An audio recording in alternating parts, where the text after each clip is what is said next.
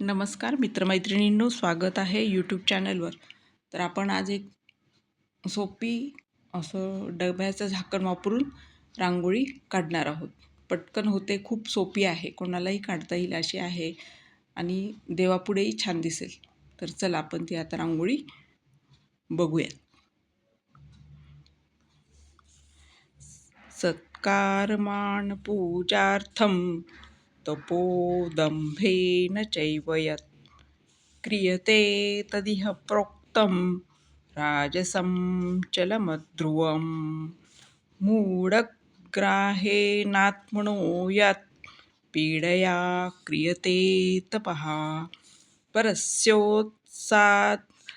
साधनार्थवा तत्तामसमुदाहृतं दातव्यमिति मे यद्दानं दीयते नुपकारिणे.